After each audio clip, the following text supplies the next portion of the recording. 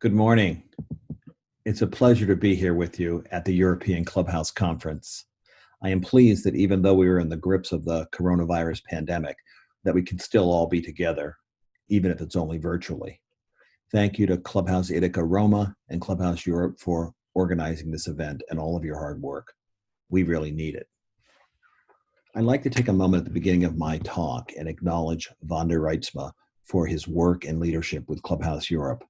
Vander has been the chair of the Clubhouse Europe board for several years now, and now he's in the last month of his term.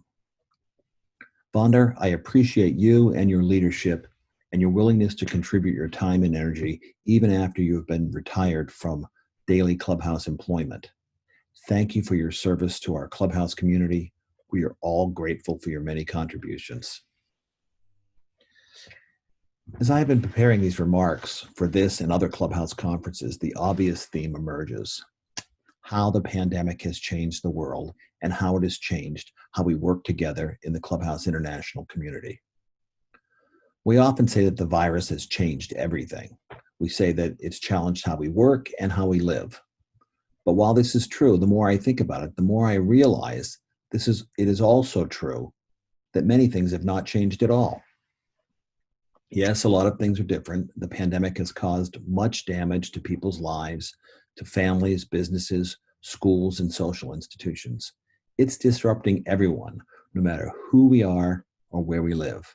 We are all affected. We all want to be finished with the coronavirus, hopefully soon. In some ways, the pandemic has also changed how we work in the Clubhouse community. Almost all of our buildings have been closed or operating at reduced attendance. Some clubhouses have partially reopened and then closed again. Meal service and evening and weekend and holiday activities are smaller or postponed. Side-by-side unit work is very different when members and staff are not in the same room and close to each other. Of course, a lot of people have been sick, and many have died. Yes, the virus is dangerous and disruptive. We have all been challenged to be careful and take precautions and practice physical distancing. The truth is, though, that the virus has not changed the fundamental concept of Clubhouse. The way I see it, the Clubhouse model is not a building or a workday structure. It is not meal service or unit meetings. It's not about whiteboards and attendance records. The Clubhouse model is the intentional development and nurturing of a community organized to support people living with mental health problems. The goal of the community is to create successes for the individual and the whole by making sure that everyone has the help and opportunities to overcome those mental health problems and lead a personally satisfying life. The cornerstone of the model is the commitment to meaningful and real relationships where we count on each other and we work together to make sure that everyone is welcomed, included, and given the opportunity to contribute. At a clubhouse, you know each other and you take care of each other. Our international standards for clubhouse programs describe the structures and operating procedures of a clubhouse. Some of those structures and procedures are suspended or difficult to manage in these times. However, the core values behind them are not.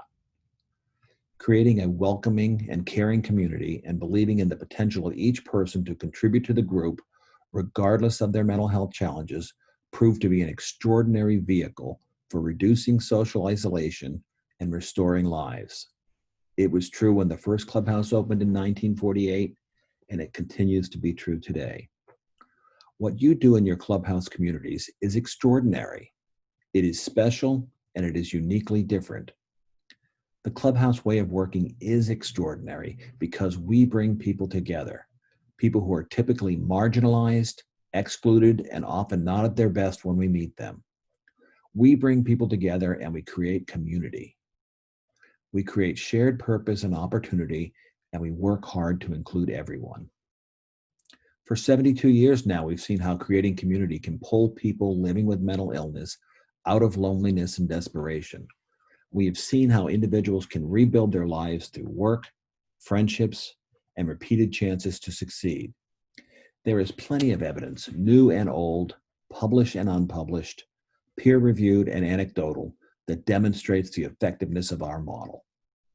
Clubhouses excel at helping people fill their days with meaningful work and activities, with school and other educational pursuits, employment, recreation, and social networks. Clubhouses are one-stop shops for help with accessing needed healthcare and social services.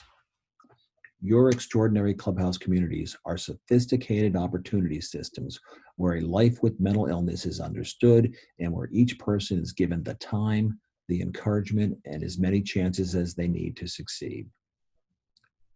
Those of you who work as staff in a Clubhouse understand that your role is to be a partner in recovery journeys.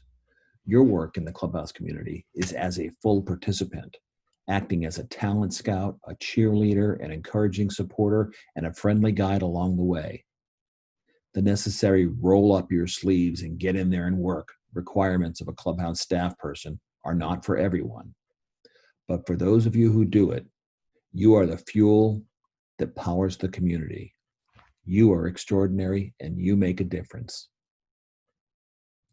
During these recent months, clubhouses across Europe and across the world have demonstrated the power of community. It has never been more important to feel connected and know that you can count on others. As soon as it became apparent that the pandemic was upon us, clubhouses sprang into action. We all learned as much as we could, we shared information, and we adjusted to the fast-changing reality. Clubhouse buildings were closed, but clubhouse communities were not and are not. You rallied around each other, and you created plans to make sure that every member was safe and had the support they needed. Your daily work quickly became virtual and mobile, and Clubhouse members and staff changed their activities and routines to meet the demands of a new work scheme. Video meetings, social media, telephone calls, food delivery, and home visits became the way we work together. In our Clubhouse International work, we have virtually connected with most of you and learned about the incredible and swift ways which you have taken care of each other and kept your daily work going. In fact, many of you report that even though you had to close your buildings, you have seen an increase in active participation by members. That's extraordinary. In addition to the work you're doing at your own clubhouses, many of you have been sharing ideas and strategies with the rest of the Clubhouse International Network. Through webinars and social media, video meetings and conferences, there is nothing ordinary about you and your clubhouses. You have risen to the occasion and continue to thrive in spite of the challenges. Now going forward, we have new challenges and opportunities in front of us. It doesn't seem like this pandemic is going anywhere soon, and that means we will likely continue to see many clubhouse buildings closed or with limited in-person capacity each day. It will also likely mean that the government budgets will be under pressure and community mental health funding could be reduced or eliminated in some services. We will have to be creative and determined to continue to provide Clubhouse support to our current members and to be open for new members that we've not met yet. One thing is very clear to me during these challenging times. Clubhouses are needed now more than ever. Now more than ever, our Clubhouse communities will need to step up and find ways to take care of each other and be part of the global voice advocating for more investment in mental health. As always, we must rely on our own model and our international standards and core values to carry us through. We cannot swing and sway with every new trend and give up our principles in pursuit of fleeting funding and notoriety. But within the context of the brilliant relationships-based Clubhouse communities, we can raise our voices and join the growing chorus to get governments to invest in more mental health. We can be part of the change. We are all going to need to increase our efforts in our virtual Clubhouse work too. We will have to learn more about how to access and use technology to stay connected and to keep our daily routines and work going. We will have to be creative about supported education, employment, work, and food security for members. At Clubhouse International, we have worked hard to gather and disseminate information to all of you about creative Clubhouse practices and innovations. During this pandemic, and we'll continue to do that, we will collect more information to share about safely reopening and expanding digital services to those who can't come to our clubhouses, even when they are reopened. We will expand our data collection and survey work to better understand our strengths and needs as a Clubhouse community. Today, we are working with our training bases to develop virtual training programs to complement our on-site trainings. We are also in the process of developing virtual accreditation processes so that we can restart our accreditation program even in the midst of the pandemic. Additionally, we are updating and digitizing much of our training and resource materials to help support your Clubhouse during this time when traveling for training isn't possible, and to expand the accessibility of our resources moving forward in the digital age. We expect that the development of these new resources will help the Clubhouse International community reach out and connect with countries and communities that have not traditionally been able to participate in Clubhouse training, conferences, and other educational opportunities. Nicholas talked about some of our activities, accomplishments, and plans this year. Let me mention a few other good things that have happened during the pandemic months that are encouraging for our Clubhouse International network. In the coming weeks, we will launch a new Clubhouse Portals initiative, giving each member Clubhouse important access to their current and historical training, accreditation, and membership information, along with other resources. A description of the Clubhouse model and Clubhouse International was recently included in a major publication produced by the World Federation for Mental Health about World Mental Health Day. You can find that publication on their website. The World Health Organization is planning a publication that will include the Clubhouse model, highlighting Phoenix Clubhouse in Hong Kong as an example of a mental health program intervention that meets international quality rights expectations. The Clubhouse model will also be highlighted in a soon-to-be published book by Cambridge University Press and edited by our friends at Harvard about the United Nations Convention on the Rights of People with Disabilities and Supported Decision-Making. These are all great public awareness publications bringing Clubhouse information to the rest of the world. I'm pretty excited about it. Finally, I'm pleased to announce that in 2021, Clubhouse International will develop a new working group for recognized Clubhouse coalitions.